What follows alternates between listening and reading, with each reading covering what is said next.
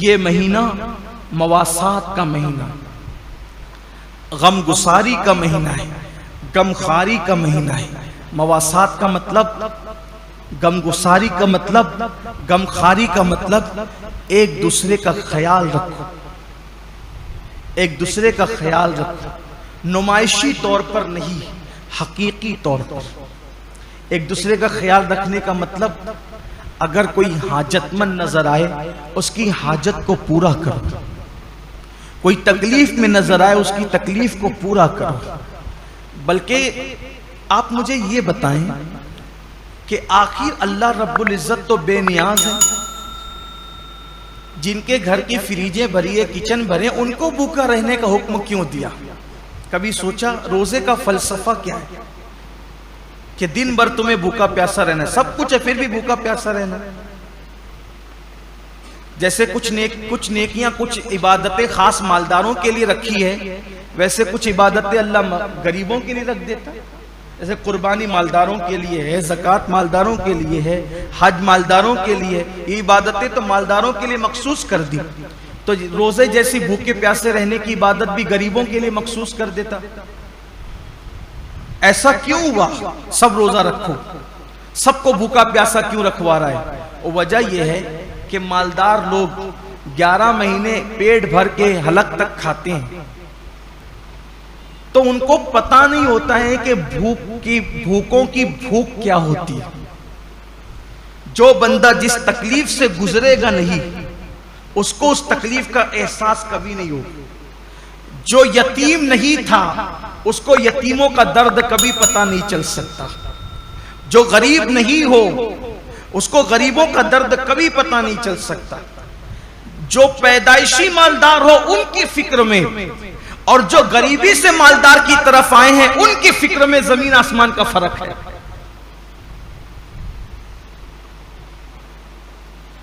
एक मर्तबा का वाकया है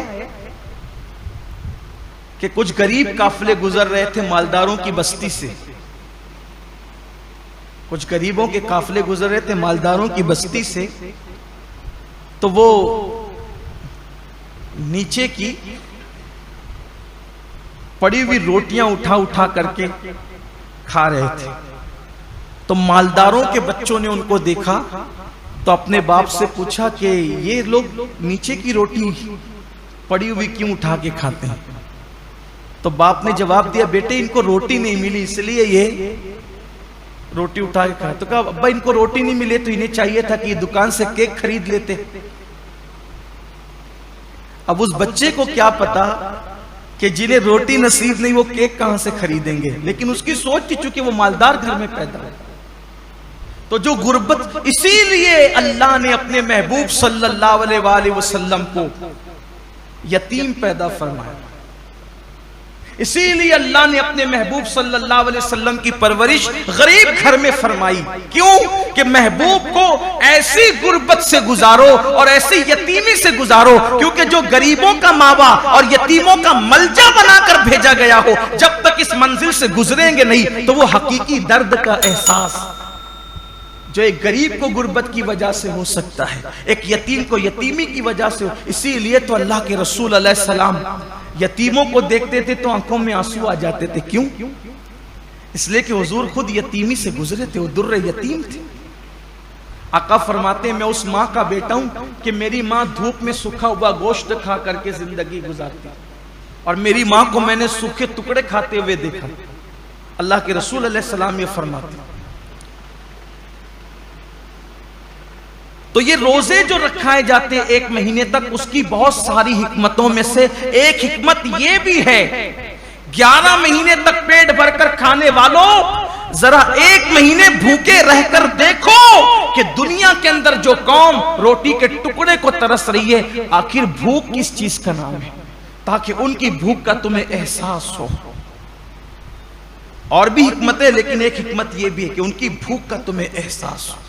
तो ये महीना मवासात का महीना है, हाजतें पूरी करने का महीना है, तकलीफें पूरी करने का महीना है। अल्लाह के रसूल अलैहिस्सलाम का फरमान है, हदीस पाक में आता है कि जो माह रमजान शरीफ में अपने किसी मोमिन भाई की सिर्फ एक हाजत पूरी कर दे, एक हाजत, अल्लाह ताला उसकी 10 लाख हाजतों को पूरा फरमाएगा और उसको गुनाहों से ऐसे पाक कर देगा जैसे वो अभी अपनी माँ के पेट से पैदा हुआ। इसलिए अगर अल्लाह ने आपको नवाजा हो दौलत से, अगर अल्लाह ने आपको नवाजा हो माल से, अगर अल्लाह ने आपको खुशहाल रखा हो, तो अपने रिश्तेदारों का ख्याल करें, अपने गिरदो पेश का ख्याल करें। मैं तो सिर्फ यही अर्ज करना चाहता हूँ कि हर आदमी अगर सिर्फ अपने रिश्तेदारों को संभाल ले तो मुसलमानों की गुर्बत का खात्मा हो जाए। इसलिए अपने गिरदो पेश का जायजा लें, हस्ब हैसियत हस्ब ताकत एक दूसरे की मदद करें। और एक दूसरे की मदद करने के साथ साथ अल्लाह ताला ने अगर आपको माल दिया है, दौलत दिया है, तो अपने माल से मदारिस इस्लामिया की भी मदद करें।